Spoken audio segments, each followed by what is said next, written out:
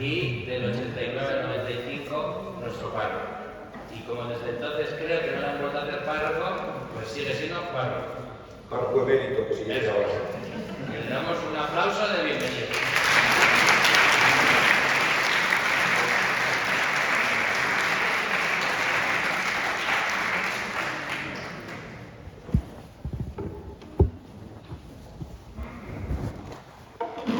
Nuestro auxilio es el nombre del Señor. Corría el siglo XIV, Julián, el siglo XIV, no en Segovia, sino en Extremadura, cuando se encuentran dos cuerpos de un hombre y de una mujer, con la inscripción de Florentina y Fulgencio. Nadie sabía ni quién era Florentina ni quién era Fulgencio. Habían pasado realmente muchísimos siglos desde el siglo VII, exactamente 7. Entre medias, España había tenido uno de los cambios más grandes de su época, que es la invasión musulmana. En la época musulmana, los cuerpos de muchos santos son llevados por comunidades hacia el norte. Al principio, el primer siglo, no hubo grandes problemas, pero un siglo después de la invasión musulmana, ya estamos en el siglo IX, los problemas se hacen cada vez más grandes. Más grandes. Y algunos santos son llevados a León, por ejemplo San Isidoro, San Pelayo es llevado hasta Asturias, ni más ni menos, y en los montes de Guadalupe se custodian algunas reliquias, y entre ellas el cuerpo entero de Fulgencio y de Florentino. El descubrimiento de estos cuerpos hace que la gente investigue y rápidamente todo el mundo toma conciencia de que eran los hermanos mayores del famosísimo Isidoro de Sevilla. Digo que son hermanos mayores porque la gloria de esta familia se le va a llevar toda San Isidoro. Los pobres van a quedar. El hermano mayor todavía es importante, Leandro, que fue arzobispo de Sevilla, pero la gloria realmente es Isidoro. Sin embargo, este descubrimiento hace que las reliquias se coloquen en el pueblo más cercano, que la Berzocana, donde todavía están, en Berzocana, y la gente comienza a ir. Y cuando comienza a ir la gente, comienza a haber propaganda, comienza a haber problemas, también comienza a haber dinero. Y cuando hay dinero, a todos nos gusta el dinero, lamentablemente es un mal que tenemos todos, ¿no? Y entonces los de Murcia y Cartagena dicen, oye, que ese santo era nuestro. Y los de Berzocana dicen, no, aquí lo hemos encontrado, aquí se queda, haberlo guardado vosotros.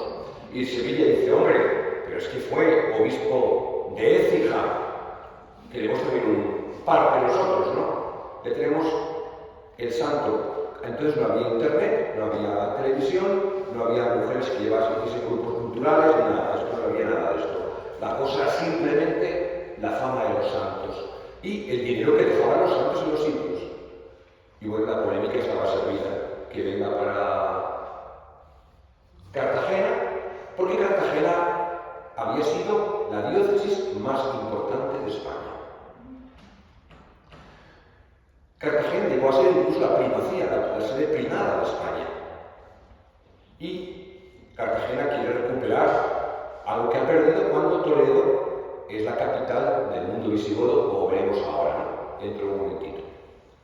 Pero Plasencia, que es donde están los montes de Guadalupe, Plasencia, que es la sede episcopal de Berzocana, dice que el cuerpo no lo da.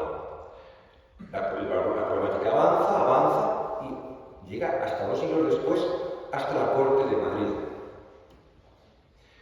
Tiene que mediar Felipe II, el juicio es una entidad grande, y Felipe II dice, bueno, ni para uno ni para otro, un poco para un lado, un poco para otro, y yo me quedo con reliquias también, y por eso en el Escorial, aquí en Madrid, tenemos reliquias insignes de San Fulgencio de Écija.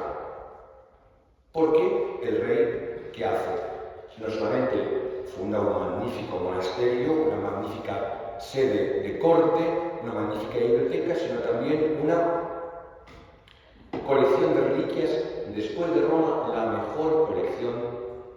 La mayoría de reliquias son falsas, por supuesto, como todo el comercio, pero muchas son auténticas, El conjunto de reliquias de toda Europa, después de Roma, más importante, ha estado siempre en Madrid, gracias a la corte de Felipe II. Esta problemática de cuerpo para ti y cuerpo para mí hace que San Fulgencio, de repente, sea conocido, se difunda el culto de San Fulgencio, hasta, llegando a nosotros, en el verano del año 1965, el entonces arzobispo de Madrid, doctor Morcillo, se reúne con un grupo de vicarios y toma una decisión que no se ha dado nunca en 20 siglos en toda la historia de la Iglesia. Nunca en 20 siglos, en ningún lugar de la Iglesia ha ocurrido lo que ocurrió en Madrid en 1965. El arzobispo, en una gran mesa, en la sierra, en los Negrales, cogió un santoral, cogió un plano de Madrid e hizo lo que nunca nadie ha hecho, ni Londres, ni Roma, ni París, ni Barcelona. Fue hacerlo con un cartabón y una regla, cuadritos en el mapa de Madrid, donde hubiera más o menos 10.000 personas. 10.000 personas. Y asigna a cada cuadrito que se inventa en el mapa un párroco. Nunca se había hecho esto. Y Madrid tenía parroquias en ese momento de 80.000 personas, más que muchas diócesis de España. ¿Qué provocó eso que hizo Monseñor Morcillo, obispo de Madrid y Alcalá, llamadas entonces las diócesis? Que de repente, en todos los barrios de Madrid, se encontrase la gente con un cura con sotana en el metro, con un cura en pantalón corto, con un cura en pantalón de pana, con un cura en camiseta, pero un cura. De repente, en las calles de Madrid se encuentra uno con cura. Eso en Barcelona no había visto un cura ni por casualidad, porque el párroco era el párroco, tenía un grupo de tenientes o vicarios o cojutores que se decía antes, pero de repente todo Madrid, capilarmente, un Madrid que el 65 estaba creciendo, el gran boom tendríamos un año después, en el 66, y el arzobispo, que no conoce Madrid, pero va con los vicarios de zona, y aquí que hay una ermita, San Isidro. ¿Quién hay ahí? Un cura de Segovia. Pues toda la zona de San Isidro, de los antiguos Ribera de San Isidro, dos santos. Uno, un santo medieval, del cual hablaremos, que es muy bonito, San Bernardo, y la parte más baja del río, San Fulgencio. Y así aparece de repente, le tocó la F de Fulgencio a esta zona. ¿Una casualidad? No. En la Iglesia nunca hay casualidades. Esa figura de este hombre nos ha unido a nosotros. Fijaos. Nos ha dado una identidad. No somos ni San Miguel, ni somos la Virgen de África, ni somos San Hermenegildo, todos comunidades magníficas. Somos esta comunidad, que luego Dios lo querría que se uniesen ambas comunidades, San Fulgencio con San Bernardo, que tienen un santuario, que es la ermita de San Isidro. 3 santos por el precio de uno. ¿Es verdad? Es como una tríada capitolina, pero en la ribera derecha de Manzanares. ¿Qué sucede? Que hay que entonces plantearse, la gente comienza a decir, ¿y quién es ese San Fulgencio? Porque la gente sube a la ermita porque oye la campana y dicen que ahora somos una parroquia y que no somos ya la parroquia de San Miguel. Hasta aquí llegaba la parroquia de San Andrés, fijaos, San Andrés llegaba hasta ahí, San Andrés. Ahora somos San Fulgencio. San Fulgencio es un nombre latino. Leandro, su hermano mayor, tiene un nombre griego. Isidoro, el hermano pequeño, tiene un nombre griego, Isidoro. Atención, porque cuando nacen estos hombres, España no es la España que conocemos. España, hay que imaginarse que desde Cartagena hasta Sevilla, trazad una línea imaginaria, de Cartagena a Sevilla, no es la Hispania romana, es con una S, Spania bizantina. Es decir, la capital de toda esa parte de España, que Justiniano, el emperador, había robado, intentando recomponer el antiguo Imperio Romano, dependía de Constantinopla. De hecho, la gente que quería formarse bien se iba a Cartago, de donde dependíamos. De hecho, Cartagena significa Cartago Nova, ¿de acuerdo? La sede más importante en Occidente era Cartago, el norte de África. Se hablaba mejor latín en Cartago que en Roma, fijaos, mejor latín en Cartago que en Roma. Pero, Fernando, tú no te esperabas esto hoy, te das cuenta, Mira, Fernando, si quieres conocer el mundo tienes que ir a Estambul. Entonces verás el mundo. La antigua Constantinopla. Como es un poco lejos y los bonos están un poco así revueltos, te aconsejo que antes vayas a Rávena. Y si vas a Rávena, vas a encontrar lo que conocieron y vieron los ojos de San Fulgencio. Los mosaicos de Rávena son algo único en el mundo. Esa cultura es la cultura que comienza a extenderse por Europa cristiana. Sus hermanos tienen nombres griegos porque Constantinopla es el mundo griego, es el Imperio Bizantino, como diremos ahora, mientras que la madre, que era una goda, la madre que era occidental, la madre que hablaba latín, le pone a su hijo un nombre latino: iluminado, refulgente, luminoso. Es lo que significa la palabra fulgentius en latín. El que ilumina, el que refulge, el que la madre se llama Túrtura en latín. No sabemos cómo se traduce Túrtura. La traducción literal del nombre de la madre es Tórtola. El pajarito es Tórtola. Pero veréis que el padre era un general del ejército probablemente bizantino, un español que tiene que ver con Bizancio, como he dicho, toda esa parte depende del Imperio Bizantino. Le pone este nombre latino en referencia a su propia mentalidad, ¿no? La mayoría de los autores consideran que Fulgencio ha sido monje. ¿Por qué? Estamos en un mundo medieval, altomedieval, muy altomedieval, donde la cultura romana se ha caído. El siglo anterior a San Fulgencio es fundamental para entender la figura de este hombre. Ha ocurrido en Europa lo que está ocurriendo ahora en el mundo. Toda la cosmovisión se ha roto. La gente hablaba latín, todo el mundo, punto.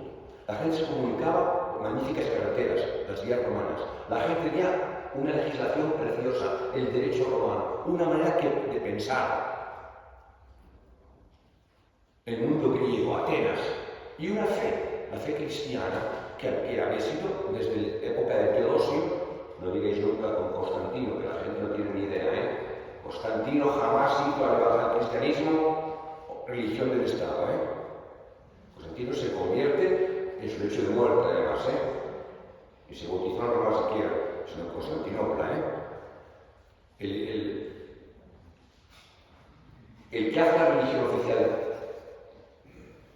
es Constantino, es Teodosio, un español, Teodosio. Pues toda esa cosmovisión que tenía tres polos, Atenas, Roma y Jerusalén, de repente se cae. Se cae porque nos dicen que en el 476 los bárbaros entran en Roma. Los bárbaros ya estaban en Roma. Los romanos llevaban muchos siglos ya en decadencia y muchas décadas que no querían trabajar. Los que conducen hoy los Uber son todos menos españoles. Los que limpian las calles son de todos los países menos españoles. Y así podemos ir viendo lo que pasa hoy en Europa, pasaba en la Roma, es decir, en la Roma del siglo V. Los que con la guardia pretoriana del mismo emperador eran chicos rubios con trenzas. Ningún latino moreno, todos eran bárbaros. Roma no supo darse cuenta de que venía un mundo nuevo y que o dialogas con el mundo que viene o sucumbes. El imperio jamás pensó que con la mentalidad de el derecho romano, con la mentalidad el pensamiento griego, la filosofía griega, Aristóteles, Platón, antes Sócrates, etc. Y la fe que venía de Jerusalén, la fe de Jesucristo, todo iba así bajo ruedas. Y de repente se llena un invierno el río Rin y los bárbaros que estaban allí detrás del Rin pasan como por su casa. Suevos, alanos, vándalos y luego godos. Los godos se dividen en dos grupos: Ost, ostrogodos, el este, y los con Visigot, los visigodos, los godos del oeste, ¿no? De la V, ¿no? Que ocupan lo que es Francia fundamentalmente. Pero los pueblos bárbaros venían en grandes migraciones por el hambre. La gente no se mueve, o se mueve por turismo o no se mueve por placer. La gente se mueve como nos hemos movido nosotros, nuestros padres, porque en el pueblo no había trabajo. Y Madrid ofreció unas posibilidades hace 60, 70 u 80 años. Igual les pasaba a los bárbaros. Y detrás de ellos vienen los francos. Y los francos ocupan la Galia, y la Galia deja de llamarse Galia para ser Francia. No va a pasar eso con España, fijaos. España nunca va a ser Gotia. España será la España romana. Los visigodos harán que la S, la H desaparezca, la H y la I sea una S, España. Como español, ¿no? España con una S. Los francos luchan con los visigodos tienen que abandonar la Galia, los francos se asientan y los francogenos, probablemente por los problemas políticos que todos conocéis entre Leovigildo y su hijo Hermenegildo. ¿Los jóvenes saben la historia de Hermenegildo o no? ¿Los jóvenes saben la historia de Hermenegildo o no? Tú no eres joven, tú eres de mi edad, ¿eh? Te recuerdo que estoy calvo y tengo barba blanca, y dicen no. Elena, tú que eres joven, ¿sabes quién es Hermenegildo?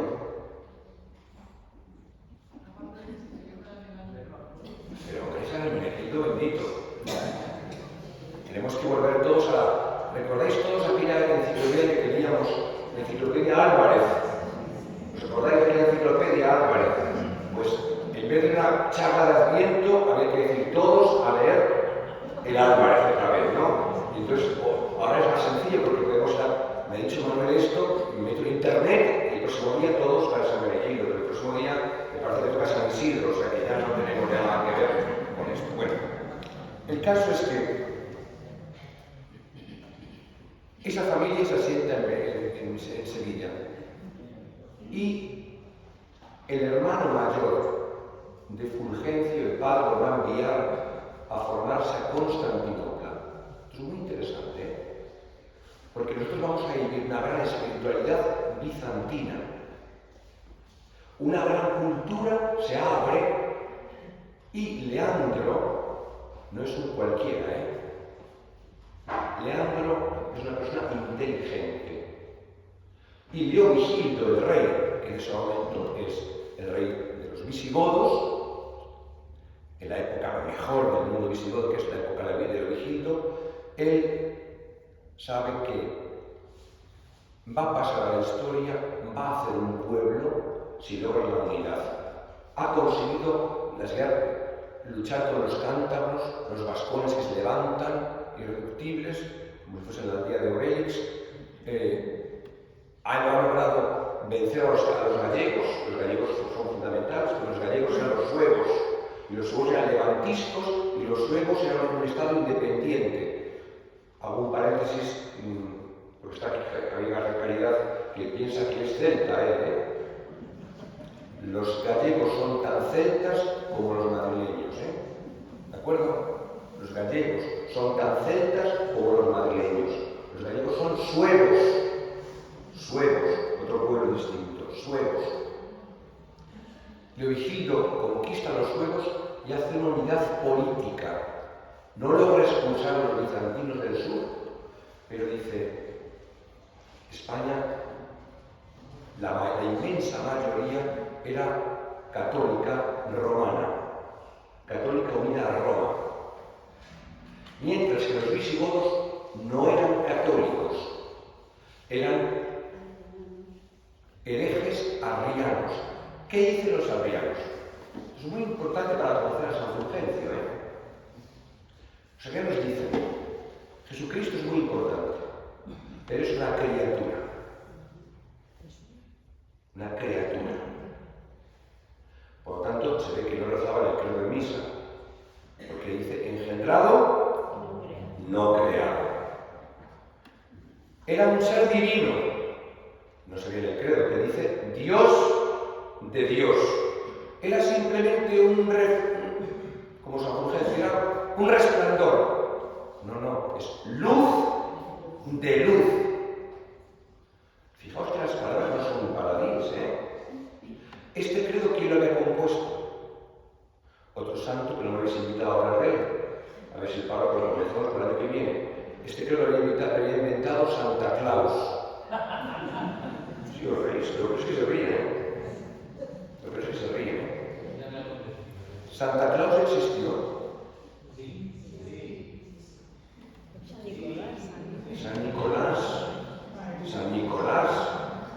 San Nicolás estuvo en el concilio de Nicea 325 componiendo el credo.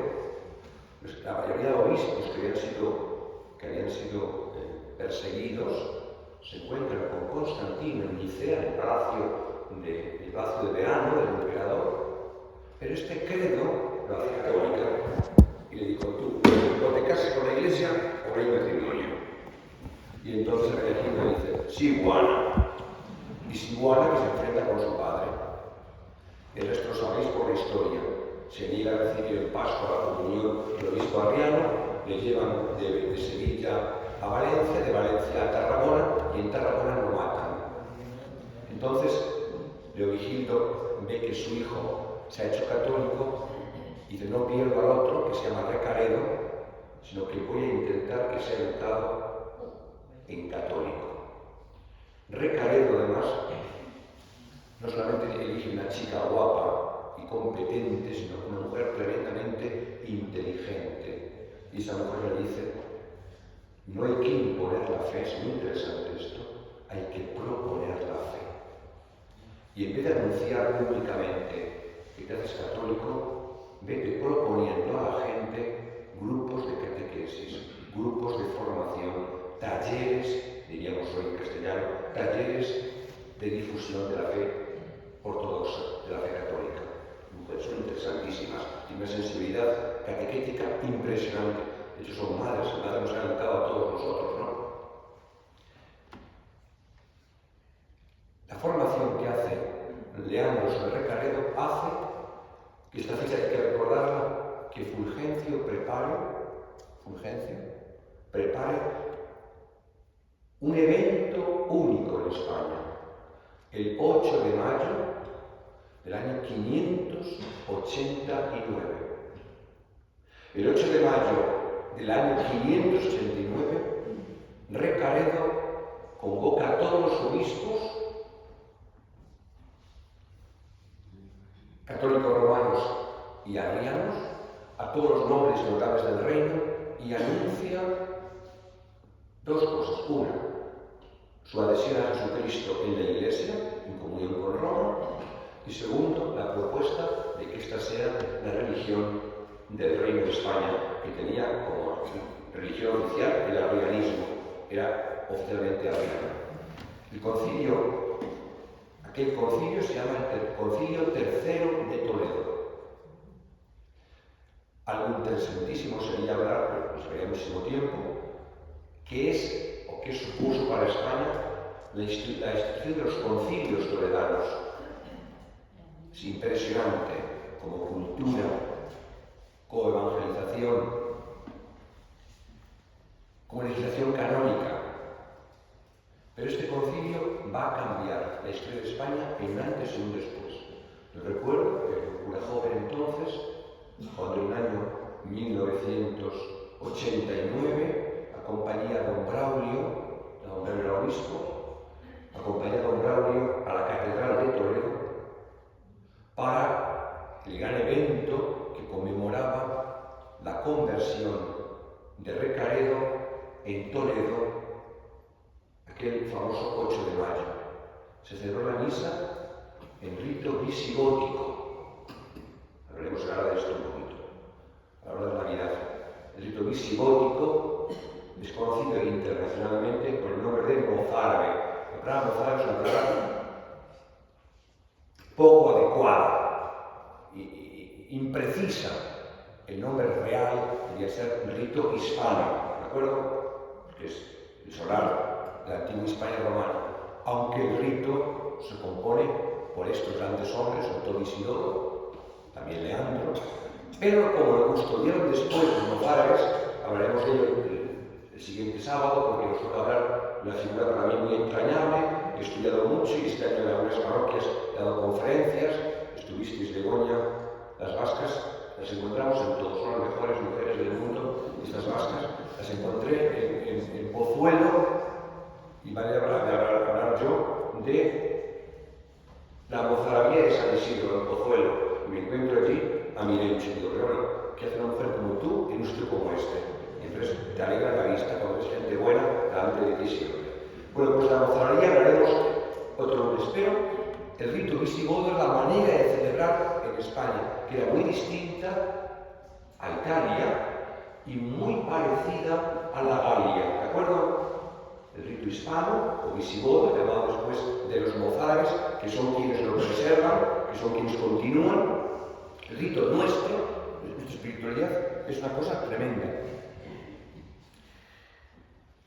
En este concilio, en el cual encontramos las actas, la firma de San Fulgencio de Écija, que es la sede, los obispos, la mayoría, dan el paso a la fe católica, algunos no, y marchan.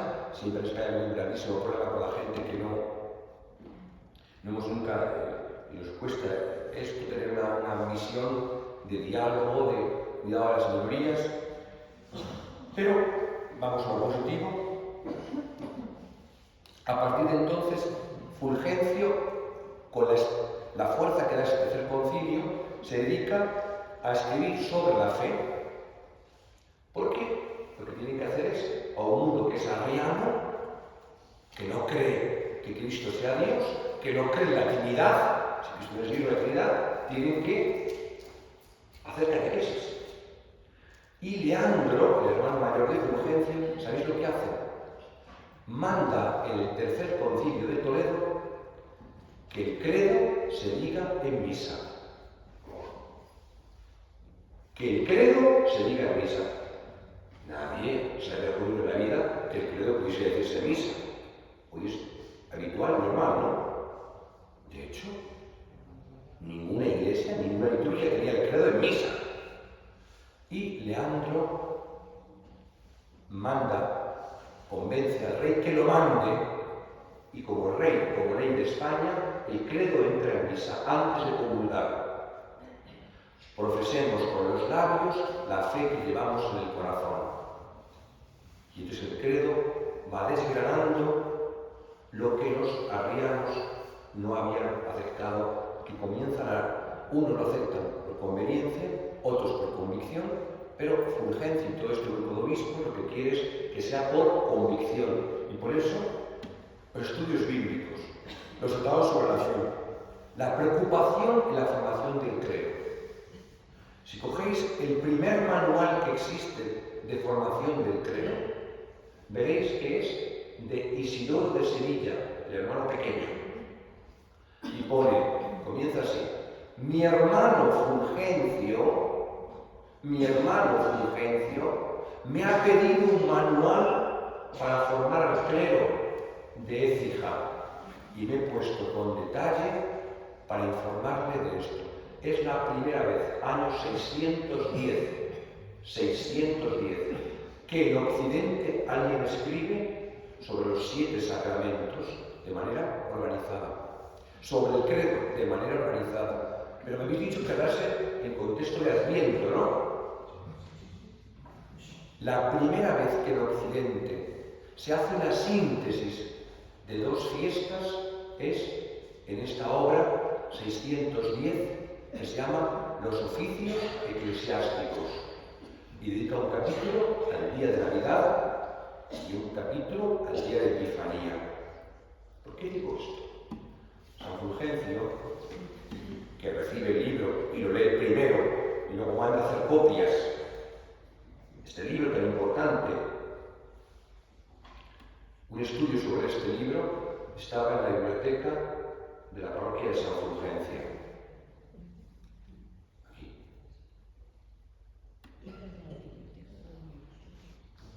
Ese libro se escribe gracias a San Fulgencio, es el primero que lo lee y el que manda que se copie. Y ha llegado hasta hoy. No digo nada, porque luego dicen que va propaganda. ¿Sabéis qué libro estaba leyendo San Bonifacio cuando lo mataron? San Bonifacio es el que inventó el árbol de Navidad, ¿no? San Bonifacio. ¿Cómo que no? Me da esto a porfiar a mí. Segoviana. San Fulgencio, digo San Bonifacio, en 754, tala la encina sagrada de Toren Geismar y planta un abeto en honor a Jesucristo. ¿Sabías esto? A lo mejor lo has contado muchas veces y ya. Bueno, esto se decora con manzanas, pero voy a contar otra cosa distinta. Pero, pues San Bonifacio, que muere mártir, yo había oído siempre que iban leyendo el libro este de San Isidoro, encargado por San Fulgencio. Yo pensé que era un mito. O sea, había oído. Y con un grupo de alumnos en la Facultad de Teología me fui a Alemania un año y fui a Fulda. San Bonifacio se ha enterrado en Fulda. Yo les he contado 1000 veces la historia. La gente es muy básica. Y se pone de moda una cosa y la gente la repite.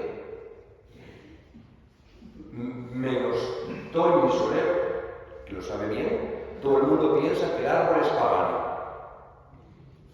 No, lo inventó San Bonifacio, pero eso también es mentira, lo inventó San Columbano. Pero bueno, vamos a dejarlo ahí.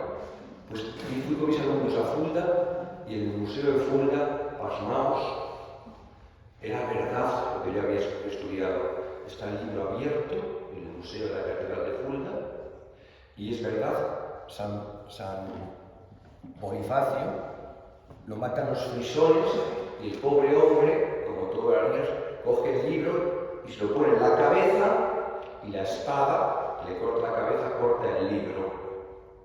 Y está el libro abierto con la sangre del santo, una reliquia impresionante, el libro sagrado, y es efectivamente la verdad. El libro que iba difundiendo por Alemania para evangelizar Alemania, San Bonifacio es el apóstol de Alemania, es la obra de San Isidoro de Sevilla, es mandada a escribir por San Fulgencio de Écija, por nuestro San Fulgencio.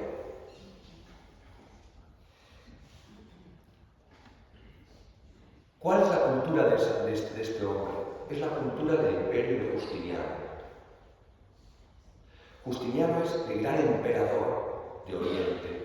Entonces, ellos piensan que la capital del imperio es Constantinopla y que la parte occidental se ha perdido temporalmente, pero Justiniano lo que hace es recapitular y conquistar Rávena, Roma y el sur de España. Entonces, San Fulgencio desde niño lo que ha escuchado es que es parte de un imperio. ¿Por qué digo esto? Porque si vais a Google, os metéis en Google y busquéis Justiniano y Rávena, veréis que tenemos un magnífico mosaico con la cara de Justiniano, el emperador, y de su esposa Teodora. Una mujer tremendamente interesante. Una época culturalmente, como digo, unida, una época muy convulsa. España siempre ha vivido en guerras civiles, continuamente. El siglo pasado tuvimos la guerra civil, pero el siglo XIX en España hubo 4 guerras civiles. Sí, de pronto, los carlistas, 4 guerras civiles. Más luego la guerra de Filipinas, más luego la guerra de Marruecos, más luego la guerra de Cuba. En la época de Fulgencio pasa exactamente igual. La vida no vale nada. ¿Quiénes son los que valoran la vida? Los predicadores. ¿Quiénes son los predicadores? Los monjes. Nunca hablaremos suficientemente de la importancia del monacato. En una época en que también los suevos, que son los cristianos gallegos, la zona galaica y el norte de Portugal, se convierte al catolicismo.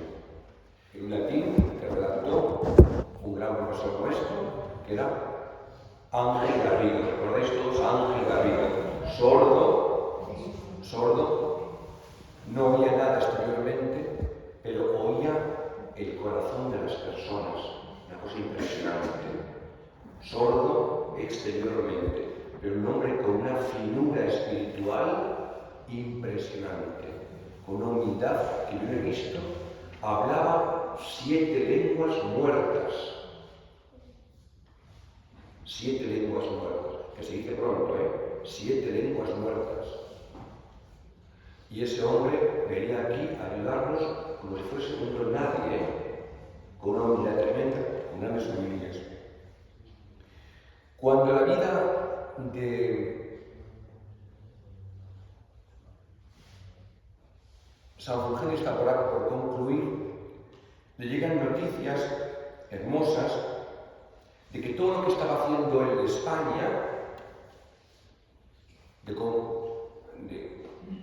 consolidar la fe, está apenas iniciándose en zonas como lo que llamamos Suiza, Alemania, la parte de Francia, Alsacia y Lorena, y un compañero suyo, un monje celta, comienza a evangelizar lo que llamaríamos hoy el centro Europa, Alsacia y Lorena, hoy es Francia, antiguamente Alemania, ese ámbito germánico. Y este hombre recibe también el libro encargado por Fulgencio. Y lo primero que comienza a predicar es el capítulo primero, que es la Pascua, la centralidad de la Pascua, la noche de la Pascua, y lo segundo es en los días de Navidad. Preguntad a la gente hoy cuándo comienza la Navidad. Nadie lo sabe. Nadie lo sabe. ¿Cuándo hay que poner el árbol? No lo. El Belén, no lo. ¿Cuándo es Navidad? ¿Cuándo acaba Navidad? El problema de nuestra sociedad es cuando no hay ideas claras, todo se difumina. San Isidoro había dicho a su hermano Fulgencio: Navidad son ni más ni menos 12 días, ni uno más ni uno menos. Los que van desde el 25 de diciembre al 6 de enero. Está todo dicho. 12 días. Con la víspera, que es el 24, que además en castellano tenemos la suerte de llamar a un día con la palabra noche, como que un día no existe, todo está vinculado a la noche, ¿veis? Nochebuena, el día de Nochebuena. ¿Por qué digo esto? Porque este hombre, Columbano de Luxeuil, fundador de Bobbio, fundador de San Galo en Suecia, estoy diciendo al párroco lo que tiene que hacer de peregrinaciones. Una a Suecia, otra a Suiza, como veis, otra al norte de Italia, otra a Francia, porque quieres conocer el mundo, métete al monje, ¿no? O sea, que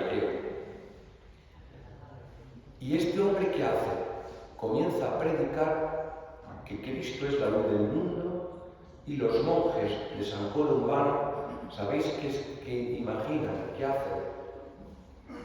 Nochebuena del año 600, del año 590.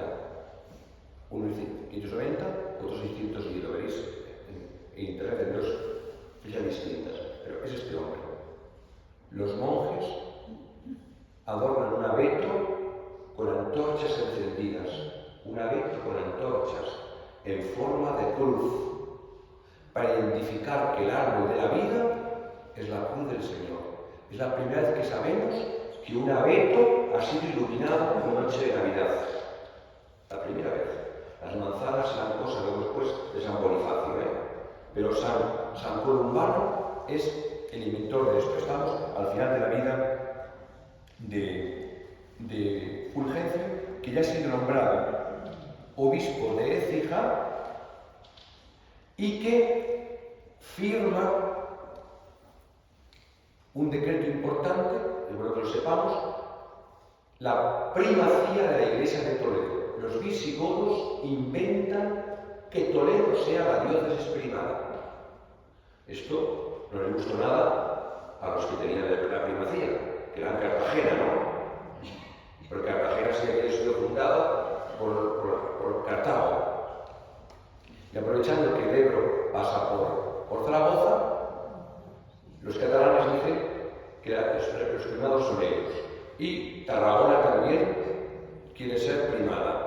Y entonces, para no ser los únicos, los portugueses dicen, no, la primada es Braga. Y entonces, si veis a Braga, ponen la catedral en latín, primas Hispaniarum. Vaya por Dios. Vais a Tarragona, primas Hispaniarum, primado de España. Vais a Toledo y pone primas Hispaniarum. Vais a Cartagena y no pone nada. Pero Cartagena fue la primada de España, donde nació San Fulgencio, en Cartagena. Aunque él, como digo, es el primero que, por el bien del pueblo visigodo, por la capitalidad.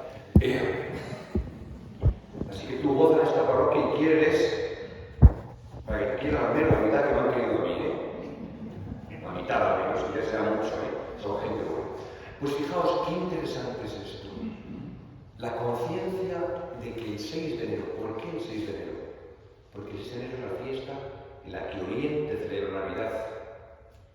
¿Te das cuenta de este detalle? Constantinopla celebra Navidad. En Oriente es el 6 de enero, en Occidente el 25 de diciembre. Cuando se juntan las fiestas, 12 días de tiempo navideño. Pero España va a apuntar a eso, hasta el punto de que el primer concilio que habla de Navidad dice que en España los cristianos tienen que reunirse en la iglesia desde el 17 de diciembre. Es la primera vez que sale la tarde del 17 de diciembre, que va a dar origen a la gran fiesta del 18, la Virgen de la Esperanza, ¿no? La gran fiesta visigótica, que la inventa el 10º concilio de Toledo. Los obispos españoles proponen una fiesta especial, que es el 18 de diciembre. ¿Por qué? Porque dicen, no hay nada mejor para prepararse la Navidad que la compañía de la Madre. Es bellísimo, La tarde del 17 comienzan a cantarse en Europa unas antífonas que comienzan con la admiración Voy a dar una charla en la parroquia de Diego Figueroa sobre ese tema, las antífonas Muchos años hemos estudiado aquí estas antífonas. Sabiduría, Adonai, raíz de Jesé, amanecer, etc. Títulos de Cristo. Y España va cuidando de la mano de la Virgen de la Esperanza toda una esperanza, un adviento, hasta el punto que los primeros rastros de adviento en la Iglesia Universal nacen en el Concilio de Zaragoza, en España. Después, metían el dedo meñique en el cáliz, dejaba caer una gota de la sangre del Señor en la boca del niño. Y a partir de entonces, los 3 sacramentos se llaman sacramentos de la iniciación cristiana. Esto en Roma distinto porque en Roma se van a separar bautismo, confirmación y Eucaristía, como tenemos en el rito romano. Pero en España están juntos durante muchos siglos. Entonces, esto es la época dorada, de la que se llama época isidoriana o época dorada. Segundo lugar, la misa como era. Para hacer una iglesia hoy buscamos un terreno normal y corriente. Lo que Fulgencio aprende del manual que escribe su hermano mayor y con el cual evangeliza es: tienes que fijarte dónde está el sol en el equinoccio. Hay 2 equinoccios, ¿no? ¿Dónde está el sol en el equinoccio? Entonces, el sol está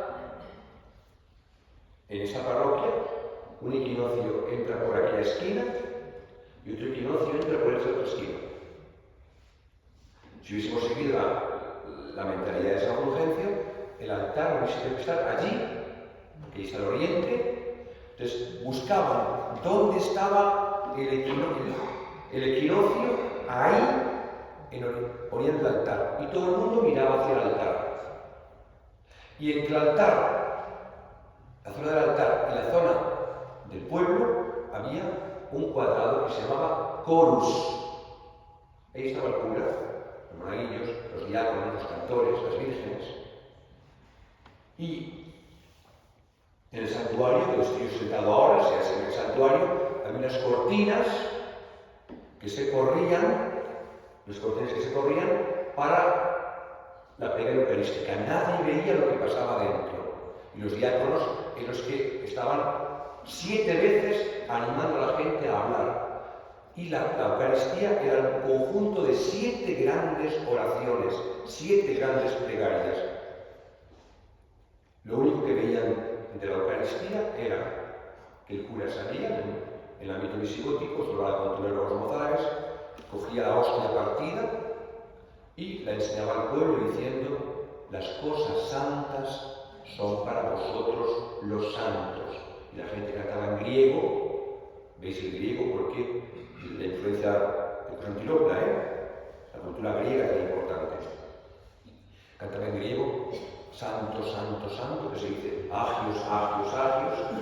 Algo típico de la cultura visigótica es Cristo aclamado 3 veces santos. En Navidad, me gustaría que recordases este año en Navidad, no solamente este encuentro, pero el navideño que hemos tenido, sino que la época de San Fulgencio, el canto de entrada de la misa de Navidad es este: bendito el que viene en nombre del Señor.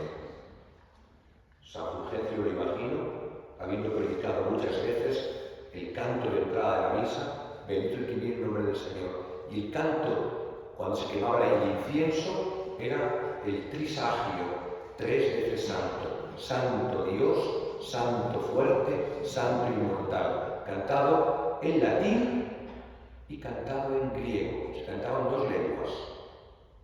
En latín, Sanctus Deus, Sanctus Fortis, Sanctus Immortalis Miserere Nobis. Estas mismas palabras las ha dicho San Fulgencio el día de Navidad: Sanctus Deus, Sanctus Fortis, Sanctus Immortalis Miserere Nobis. O Agios Oceos, Agios Isgiros, Agios Athanatos, Eleison Gimas. Como todo el mundo puede formular, imaginaos a San Fulgencio bendiciendo hogazas de pan, y cuando acababan las misas, ¿sabéis qué hacían? Bendecían pan y daban el pan a la gente. Eso se llamaban eulogias en griego. Recordad lo que hemos dicho antes: su hermano mayor se forma en lengua griega, en Constantinopla. Una palabra eulogia significa cosas benditas, el pan bendito. No se dejaba a nadie sin comulgar, no con el cuerpo de Cristo, sino con el pan bendecido. Todas las lecturas, no como en el rito romano que tenemos 2, ellos tenían siempre 3 lecturas: la profecía del Antiguo Testamento, el apóstol del Nuevo Testamento y el Evangelio. Siempre 3 lecturas. 7 oraciones sacerdotales, 7 invitaciones del diácono para el pueblo y siempre comulgaban bajo las dos especies, siempre, del cáliz y del altar, siempre. Y como sabían, que esto es muy importante, San Martín de Dumio tiene escrito sobre esto, para recordar que las plantas no son adoradas, como hacían los paganos, sino que las plantas son parte de la creación que va a revitalizarse por la muerte y la resurrección de Cristo. Ojalá este encuentro de una hora haya servido para que recordemos la importancia de uno de los tres santos que tenemos aquí como pilares, Isidro, Bernardo y Fulgencio, y que forman parte de la unidad de nuestra parroquia y de la identidad de nuestra fe. Muchísimas gracias.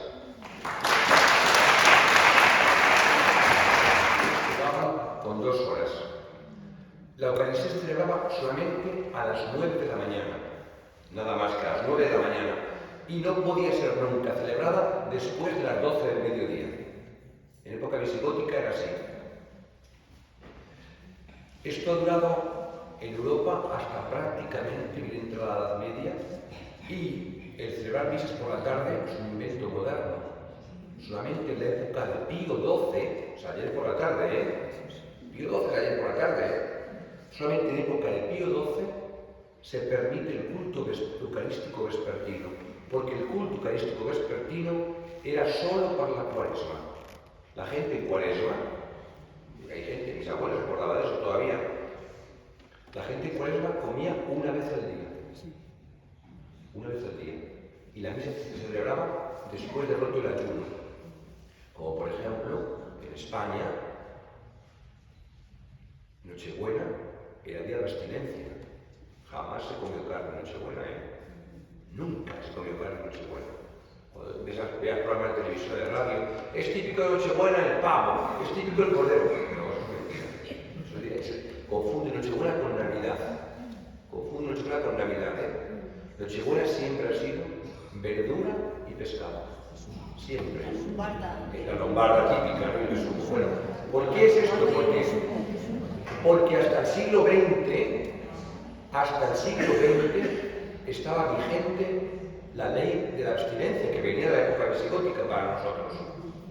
Y el buscar el oriente para las iglesias ha estado vigente hasta el siglo XVI. Cualquier iglesia románica, casi todas las góticas, el ábside mira hacia oriente. A partir del XVI no. 16 supone en Europa un cambio tremendo de cultura, es el Renacimiento, donde ya el centro ya no es Dios, el centro comienza a ser el hombre, Y bien, porque para ellos Dios está representado por el sol. O sea, el simple amanecer es la evocación de la resurrección. De hecho, Buceta, el latín oriens, oriente, oriens significa en latín dos cosas. Oriens significa lugar de la luz y oriens significa el lugar de la vida, y el verbo orior, que es nacer, iluminar. Porque para ellos la luz, la simple luz del sol, ¿de dónde viene esto? Del capítulo 2, versículo 8 del Génesis. Plantó Yahvé Dios un jardín al oriente. Entonces para ellos el oriente es el lugar del árbol de la vida. Mirar a oriente es mirar al paraíso perdido. ¿Quién nos ha recuperado el paraíso perdido? Jesucristo. Y por eso Cristo es llamado Oriente también en la liturgia, Pero es otro tema muy interesante y también muy largo, muy bonito. Bien, pues muchísimas gracias. ¿Y hasta cuándo dentro de? Es muy importante, San Martín de Dumio tiene escrito sobre esto, para recordar que las plantas no son adoradas como hacían los paganos, sino que las plantas son parte de la creación que va a revitalizarse por la muerte y la resurrección de Cristo. Ojalá este encuentro de una hora haya servido para que recordemos la importancia de uno de los tres santos que tenemos aquí como pilares, Isidro, Bernardo y Fulgencio, y que forman parte de la unidad de nuestra parroquia y de la identidad de nuestra fe. Muchísimas gracias.